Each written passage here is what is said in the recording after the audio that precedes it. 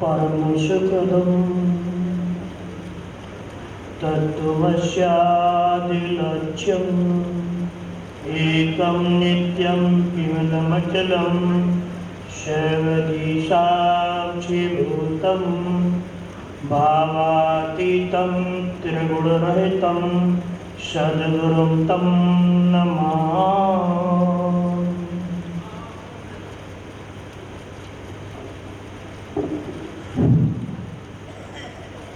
इस सभा के अध्यक्ष महोदय एवं सभी संत महापुरुष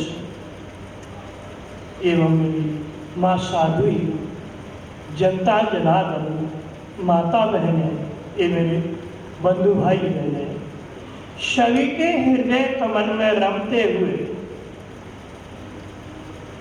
श्री परम तत्व आत्मस्वरूप परमात्मा के श्री चरणों में कोटि कोटि वंदन अभिनंदन करता हूँ। मैं थोड़ा ये जानना चाह रहा हूँ कि हिंदी समझ रहे या नहीं? नहीं समझ रहे हैं तो मेरा तो बोलना व्यर्थ है।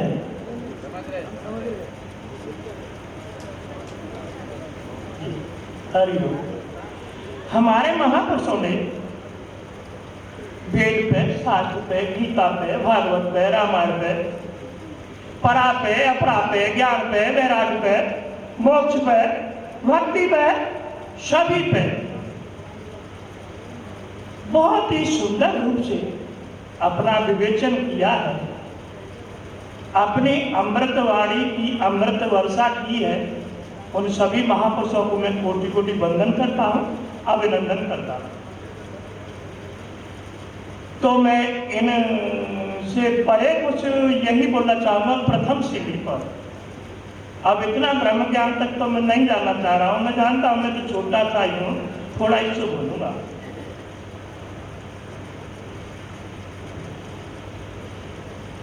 ये पंच भौतिक शरीर, जैसे मुक्ति में बात आई, पंच भौतिक शरीर क्षिति जल पावक गगन समीरा पंच तत्व रचि अधम शरीरा। ये हमारे 5 तत्वों से बना हुआ शरीर, हमारा प्राण निकलने के बाद यही मुक्त हो जाता है। मुक्ति किसकी? मुक्ति किसकी? इस विषय को मैं छोड़ता हूँ। पहले थोड़ा अपने जो गुरु है, गुरु पे आता हूँ। गुरु बिन भवानिधि तरिय न कोई, जो विरंचि शंकर सम होई। गुरु कहता हूँ, बगैर गुरु के इस भव सागर को पार शंकर समान विरंची भी पार नहीं कर सकते। तो हम जैसे प्राणियों की क्षमता क्या है? अब गुरु क्या है? गु माने अंधकार, रु माने प्रकाश। अब ये तो हम जान लिया कि गु माने अंधकार, रु माने प्रकाश, परंतु वो हमें प्राप्त कैसे हो?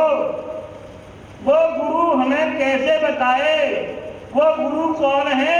कि वो गुरु है कानावाती गुर्र, तू चेला में गुर्र, नोट की देरी धर, तू तर यहाँ पर। वो गुरु तो नहीं हो सकता। लोभी लालची लंपट कपटी, वो गुरु तो नहीं हो सकता। गुरु तो वो है जो शिष्य को शिष्यत्व उठाकर गुरुत्व में मिला दे और गुरुत्व से उठाकर शिवत्व में मिला दे, उस परम से मिला दे। गुरु तो है। अब ऐसे गुरु की तलाश में हमें जाना चाहिए। ऐसा गुरु हमें खोजना है, तभी तो हो सकता है। हरे शिष्य धन सो कर हरई, सो गुरु घोर नरक में पाई। अगर गुरु शिष्य का धन हरता है और उसके शोक को नहीं हरता है, शोक यानी उसको मुक्ति नहीं दिला सकता, उस मुक्ति तक नहीं पहुंचा सकता, तो ऐसा गुरु शास्त्र कहता है घोर नरक का गामी है। तो हमें उस गुरु की तलाश है। वो गुरु हमें कहाँ मिले?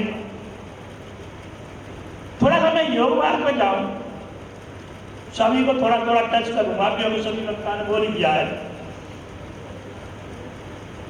जैसे आध्यात्म शब्द आया है, गुरु पर भी आता हूं, आध्यात्म आया है। आध्यात्म क्या है? क्या हमने वेद याद कर लिए,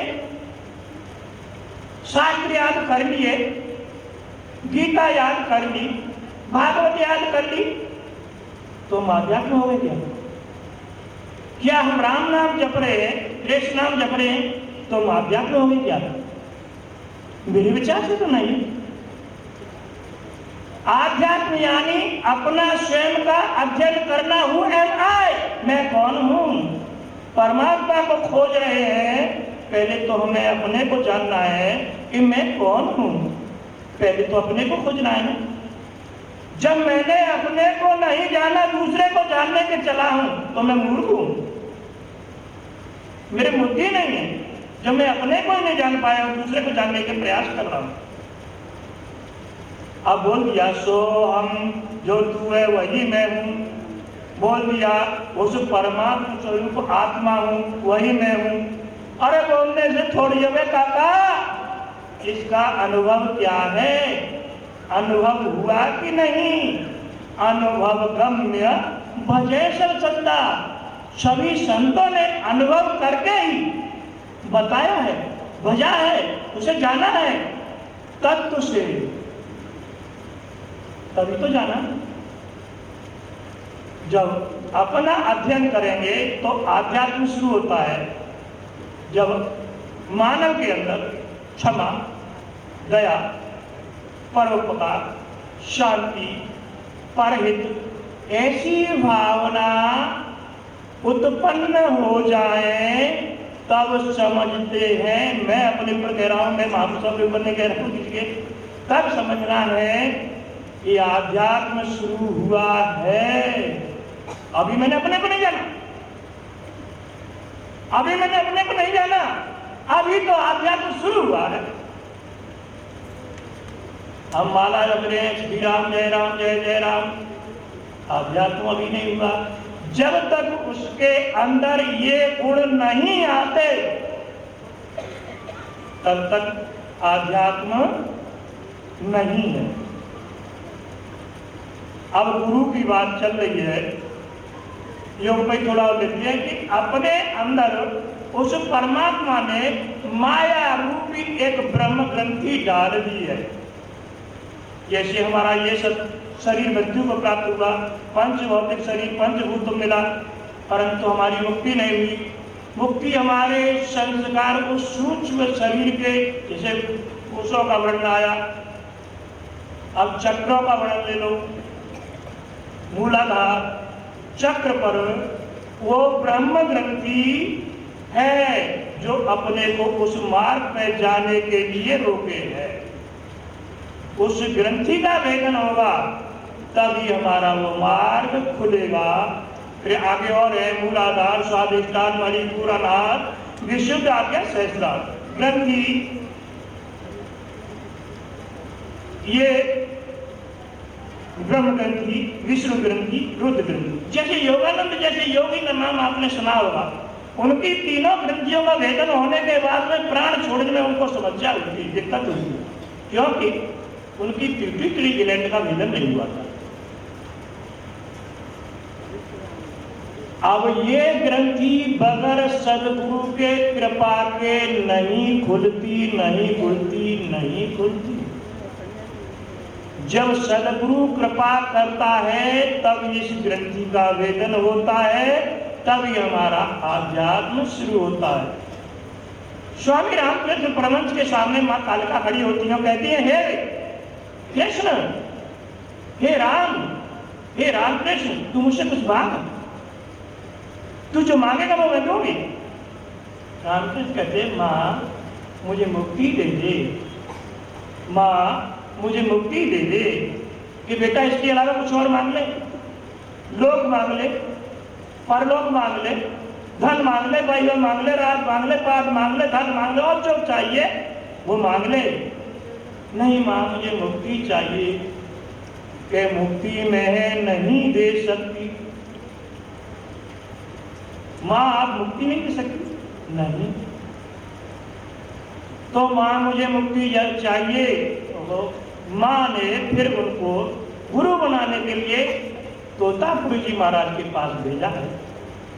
तो मुक्ति गुरु द्वारा ही है, क्योंकि वो ब्रह्म ग्रंथि का वेदन होने के बाद अब गुरु को शरीर मान के हम पकड़ बैठे, जकड़ बैठे,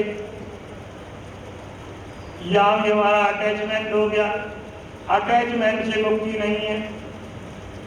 संसार में किसी के प्रति, अभी माँ जी ने बताया था, संसार में किसी के प्रति एक के भी अगर ईर्षा रह जाती है तो जीवन में मुक्त नहीं हो सकता, नहीं हो सकता, नहीं हो सकता। तो इसमें करुणा, प्रेम, दया, परोपकार ऐसी भावना अनिवार्य है। किसी के प्रति ऐसी भावना न हो। तो तोतापुरी जी ने जब उनका ब्रह्म ग्रंथि आवेदन किया है तब उनको मुक्ति मार्ग मिला है। अब इधर भक्ति पे आए। भक्ति क्या है? समर्पण। अपने को समर्पित कर दो, वही भक्ति है। ज्ञान, अपने को जान लो, फिर पूरे संसार को तत्व से जान लो। क्योंकि परमात्मा हमने कह दिया ऊपर है, एक देशीय एक जगह बैठा दिया तो एक हो गया। हरे व्यापक सर्वत्र समाना, प्रेम से प्रगट होए मैं जाना। परमात्मा को सब जगह है, सब सर्वत्र व्यापक है, केवल वो प्रेम से ही प्रकट होता है। अब उसको हम कह दें मंदिर में भगवान बना दिया, वह मंदिर में ही बंद कर दिया, ताला दे के चले आए, तो बाकी सृष्टि का संचालन कौन कर रहा है? परमात्मा एक ऊर्जा है, एक चेतना है, एक एनर्जी है, वो सभी में व्याप्त है। उस एनर्जी के विषय में जानना चाहिए। जैसे मंत्र जाप करने से हमें एनर्जी प्राप्त होती है, तो धीरे धीरे उस बात पे हम चलते चलते धीरे धीरे चलते। एनर्जी प्लस ऑक्सीजन इक्वल प्राण। प्राण तक तो हमारा मजबूत हो जाता है, धीरे धीरे हमारा विकास होने लगता है, हमारा जब ब्रह्मरंध्र तक पहुंच जाता है तो ये योग मार्ग की है। अब जैसे आया ज्ञान हो गया, जब अपना अध्ययन कर लिया तब उस परमात्मा सब में व्याप्त है, तो उसे तत्व से जाने। यानी आप में, मुझ में, इसमें, चीटी में, सब में वही ब्रह्म है। जितनी योनियां, जितना भी संसार, जितनी भी प्रकृति उस प्रभु ने एक से अनेक होने के बाद रची है, तो वो तो वही है ना, उसी में समाहित है, वही है वो। तो बाहर खोजने की आवश्यकता तो है नहीं, अपने में ही खोजना है।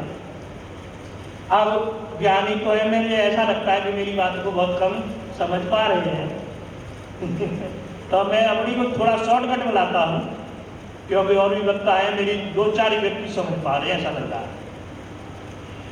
तो मैं एक संदेश देना चाह रहा हूं। हिंद राष्ट्र संकल्पना। हिंद क्या है?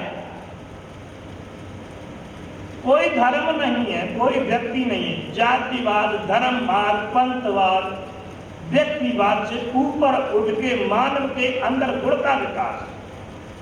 गुणों का विकास जब मानव के अंदर होता है, जैसे क्षमा, दया, शांति, परोपकार, परहेज, ये गुण जिसमें आ जाते हैं तो वो हिंद है। और ऐसा समूह, इन गुणों से सुसज्जित जो एक समूह है, वही हमारा राष्ट्र है। इसके लिए,